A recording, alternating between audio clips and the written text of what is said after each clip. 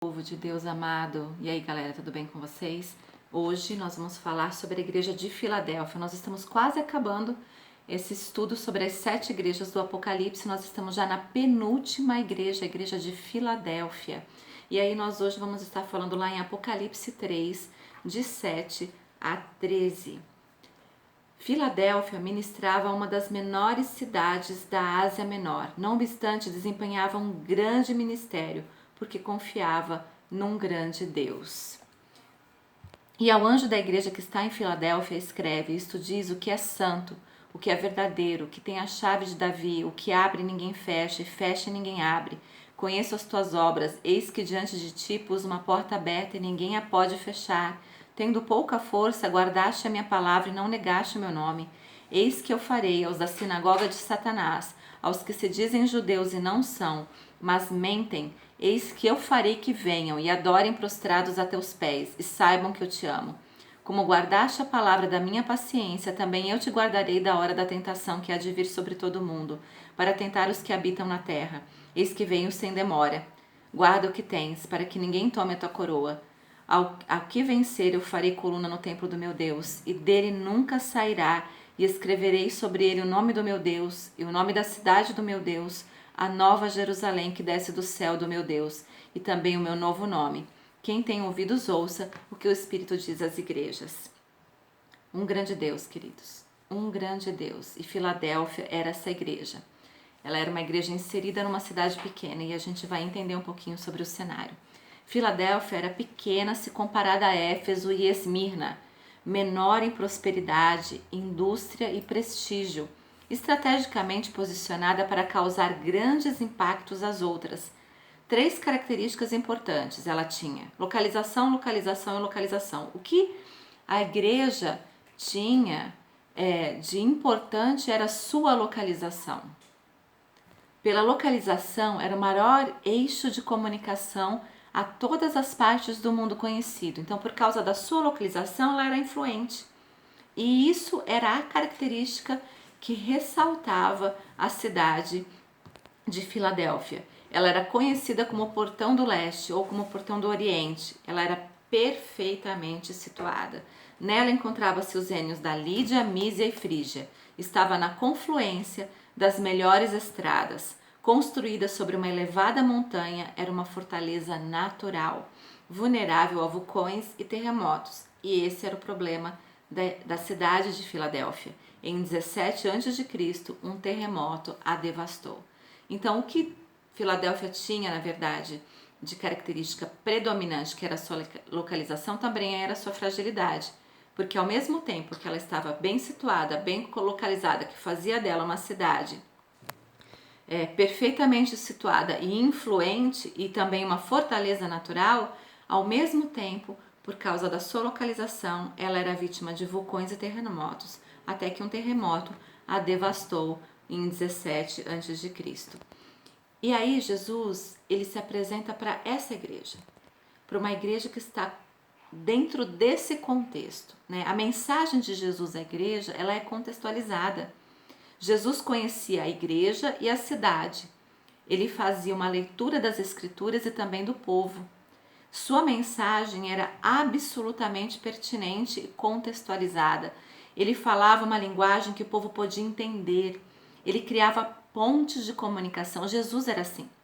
Quando a gente faz uma leitura dos evangelhos, especialmente das parábolas, a gente percebe que o Senhor, ele se aproximava da multidão e também falava aos discípulos muitas vezes, trazendo para um contexto da realidade deles. Jesus sempre contextualizava o ensino bíblico para que fosse do alcance daqueles que estivessem ouvindo. Paulo também diz: eu me fiz fraco com os fracos, forte com os fortes, sábio com aqueles que eram sábios. Paulo também diz que de todas as formas ele tentou se aproximar do público dele para poder alcançá-lo com a palavra do Evangelho. Hoje nós precisamos conhecer a Bíblia e conhecer a cidade onde nós estamos. Nós precisamos conhecer a mensagem que nós estamos pregando e conhecer o povo para quem essa mensagem está sendo ministrada. Nós precisamos interpretar as escrituras e também interpretar a congregação que está ouvindo as escrituras. As estratégias que são boas para uma cidade podem não ser pertinentes para outra. Os métodos usados num bairro podem não ser adequados para outro. Precisamos ousar mudar os métodos sem mudar o conteúdo do Evangelho. Na verdade, o que o Senhor ele requer de nós é o poder do Espírito Santo, a palavra da verdade que não muda, mas os métodos, os programas, eles precisam ser contextualizados. Nós precisamos trazer para a realidade que nós estamos vivendo, no lugar onde nós estamos inseridos.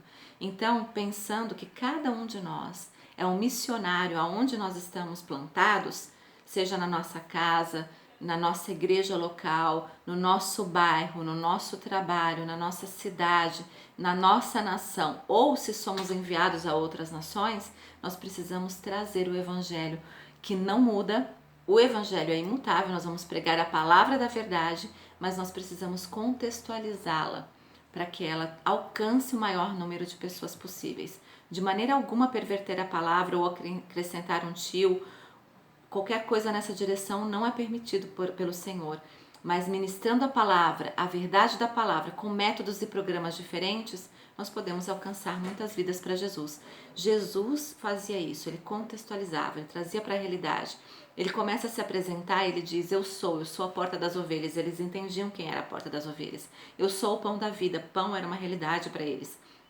Quando Jesus se apresenta, ele se apresenta de modo que aqueles que estão ouvindo ele sejam alcançados pela verdade do Evangelho. E nós precisamos fazer o mesmo. O remetente, e ao anjo da igreja que está em Filadélfia escreve, isto diz o que é santo, o que é verdadeiro, o que tem a chave de Davi, o que abre e ninguém fecha, e ninguém abre. Para uma igreja perseguida pelos falsos mestres, Jesus se apresenta como o santo e o verdadeiro. Havia centenas de divindades naqueles dias, mas somente Jesus poderia reivindicar o título de verdadeiro Deus. E para uma igreja que haviam pessoas se dizendo judeus, mas que não eram, ou seja, pessoas que diziam mentiras e faziam isso no âmbito religioso, Jesus diz, eu sou verdadeiro, eu sou a verdade. Né? Santo, ele é santo em essência. Ele se apresenta dessa forma, né? Ele é separado, ele é santo nas suas ações, porque ele não conheceu o pecado. Verdadeiro, ser verdadeiro é quem ele é seu caráter, também é sua essência. Diante de tantos falsos deuses, Jesus é o verdadeiro Deus. Quem tem a chave de Davi? Refere-se a Isaías 22:22. Esse texto está na palavra do Senhor e diz o seguinte: o rei Ezequias reinava sobre a casa de Davi e era servido por Eliaquim. Era este o guardião dos tesouros do rei. Apenas ele possuía as chaves para abrir o tesouro real. As chaves estavam sobre seus ombros. Ele controlava o acesso ao cofre do reino. Apenas Eliaquim podia abrir a porta que dava acesso às riquezas. Mas quando fechava, ninguém podia abri-la. Assim é Jesus. Ele possui as chaves dos tesouros do céu, das riquezas espirituais. Se nós queremos viver o sobrenatural de Deus nas nossas vidas hoje, nós precisamos tomar acesso a essa chave que o Senhor tem nas suas mãos e que Ele abriu para nós. O Senhor tem as chaves das riquezas do céu e Ele dá esse acesso para nós quando Ele diz, estes sinais seguirão aqueles que creem. Em meu nome expulsarão demônios. Em meu nome ministrarão curas. Em meu nome pregarão o Evangelho. Isso está acessível a nós. Por quê? Porque Jesus, que tem as chaves das riquezas do céu, abriu essa porta no momento em que o aceitamos como Senhor e Salvador das nossas vidas. As forças dessa igreja, eu sei as tuas obras, diz o Senhor. Eis que diante de ti pus uma porta aberta e ninguém a pode fechar. Tendo pouca força, guardaste a minha palavra e não negaste o meu nome. O Senhor se apresenta para essa igreja e essa igreja tem qualidade. Para uma igreja sem forças, aos olhos do mundo, Jesus a parabeniza pela sua fidelidade. Ela tinha pouca força, a igreja tem pouca força, talvez por ser pequena, talvez por ser formada de crentes pobres e escravos, que essa era a realidade de Filadélfia, talvez por não ter influência política e social na cidade, mas ela tem guardado a palavra de Cristo e não tem denegado o seu nome, e o Senhor reconhece isso. Obediência, a igreja era pequena em tamanho e em força, mas grande em poder e fidelidade. Deus, na verdade, escolhe as coisas fracas para envergonhar as fortes. Sardes tinha nome e fama, mas não tinha vida. Filadélfia não tinha fama, mas tinha vida e poder. Guardava a palavra. Ousadia, uma igreja que não se envergonhava do evangelho. A igreja tinha pouca força, mas Jesus colocou diante dela uma porta aberta que ninguém pode fechar. A igreja é fraca, mas seu Deus é forte. Ele é todo poderoso, ele é onipotente. A nossa força não vem de fora nem de dentro, mas vem do alto. Ela não vem das circunstâncias, ela também não vem dos mecanismos, ela não vem do nosso esforço pessoal. A nossa força, enquanto povo de Deus, enquanto igreja de Cristo, ela vem do alto, da unção do Espírito Santo de Deus, que é derramado sobre nós. O sofrimento. Eis que eu farei aos da sinagoga de Satanás, aos que se dizem judeus e não são, mas mentem. Eis que eu farei que venham e adorem prostrados aos teus pés, e saibam que eu te amo. Como guardaste a palavra da minha paciência, também eu te guardarei da hora da tentação, que há de vir sobre todo o mundo, para tentar os que habitam na terra. Para uma igreja perseguida e odiada pelo mundo, Jesus diz que ela é sua amada. Os judeus diziam que os crentes não eram salvos porque não eram descendentes de Abraão e por isso não tinham parte na herança de Deus. Mas Jesus diz que não é a igreja que vai se dobrar ao judaísmo, mas os judeus é que reconhecerão que Jesus é o Messias e virão e reconhecerão que a igreja é o povo de Deus e verão que Jesus ama a sua igreja. Queridos, muitas vezes a gente confunde as coisas. Israel, a nação de Israel, foi um povo escolhido por Deus. Mas o judaísmo, a religião judaica, ela não é a proeminente. O que o Senhor espera de nós é que sejamos filhos e filhas do Deus vivo quando aceitamos que Jesus é o Messias prometido, que Jesus é aquele que viria e veio e um dia voltará. O povo judeu ainda está esperando esse Messias, mas nós já o reconhecemos. Quando o Senhor traz a promessa para Abraão, ele diz: em ti serão benditas todas as famílias da terra. Ele não estava dizendo que só o povo judeu seria abençoado. Quando ele, Abraão, abençoa todas as famílias da terra, ele nos alcançou. E em Jesus Cristo, somos feitos filhos por adoção. E nós somos parte do povo de Deus. Nós somos parte dessa nação celestial, do Israel celestial. A igreja será honrada, aqui Cristo está com ela. No céu nós reinaremos com ele e nos assentaremos em tronos para julgarmos o mundo. Para uma igreja que guardou a palavra de Cristo nas provações, Cristo promete guardá-la das provações. A igreja foi fiel a Cristo, Cristo a guardará na tribulação. A igreja guardou a palavra, Cristo guardará a igreja. A igreja de Filadélfia não transigiu nem cedeu às pressões. Ela preferiu ser pequena e fiel a ser grande e mundana. Qual tem sido a nossa escolha hoje? Talvez nós sejamos uma igreja fraca. Nós, individualmente, possamos nos reconhecer como fracos, mas na verdade, em Cristo Jesus nós somos fortes. E a palavra do Senhor diz que contra a igreja do Senhor as portas do inferno não prevalecerão.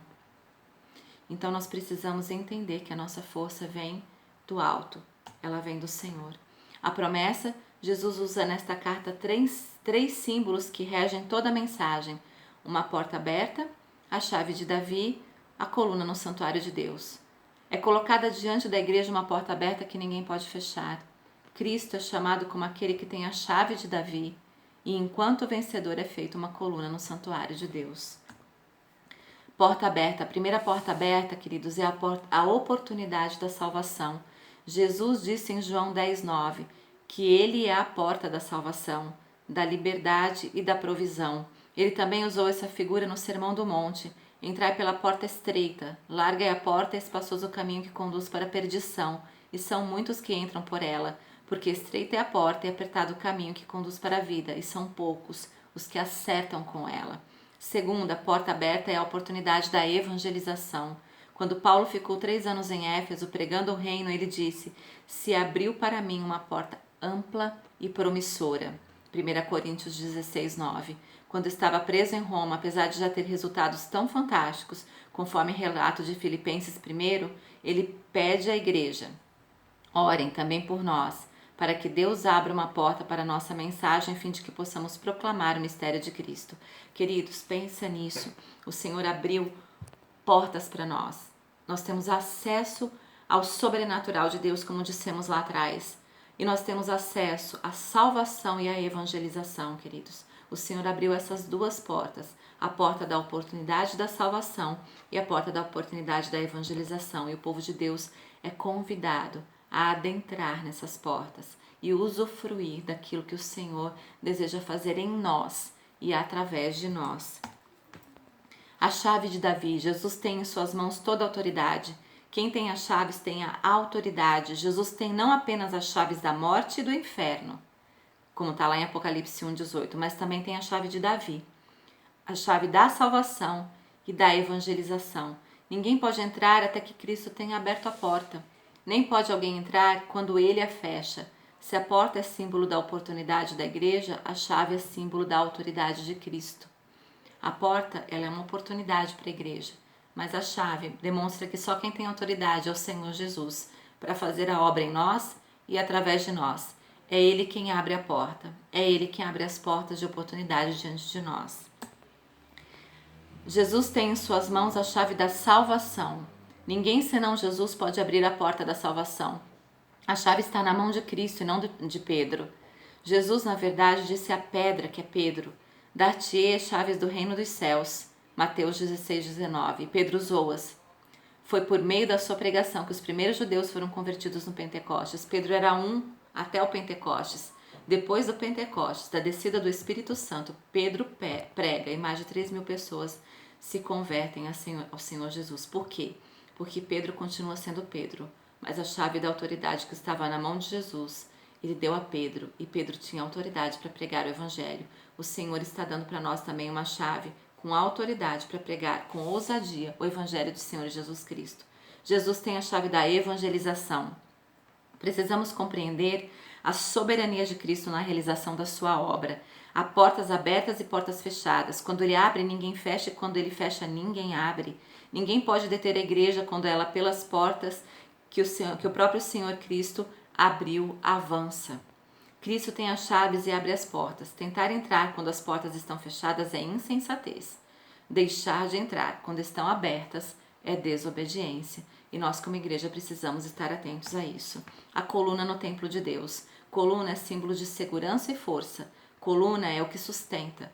Pensando em uma igreja inserida em uma cidade que sofria com terremotos, Jesus traz a segurança de nos tornar colunas em seu templo. Neste lugar, nós não somos abalados. Coluna também tem o significado de honra. Nos tempos antigos, o cidadão distinto possuía uma coluna em sua honra. E nesse dia, o Senhor vai honrar a sua igreja, aqueles que permanecerem fiéis até o fim. E ainda o Senhor dá 3 novos nomes. O nome de Deus. Ter o nome de alguém sobre alguma coisa era sinônimo de posse. Nós somos propriedade exclusiva de Deus. O nome da cidade do meu Deus, a Nova Jerusalém. Isso indica cidadania, com todos os direitos de um cidadão do céu. O meu novo nome, teremos sobre nós o nome de Cristo. Seu nome representa a completa revelação da sua pessoa, a completa revelação de quem Jesus é. O alerta: o que tem ouvidos ouça o que o Espírito diz às igrejas. O que o Espírito está dizendo? Quão grande é o seu Deus? Estamos entrando pelas portas que Jesus tem aberto ou estamos forçando portas que Jesus não abriu? Que nós possamos pensar e meditar nisso. Volte lá, leia o texto de Apocalipse, a carta a Filadélfia. Medite no texto, se coloque no texto e pense aquilo que o Senhor deseja falar ao teu coração. Amém? Deus abençoe. Beijo no coração.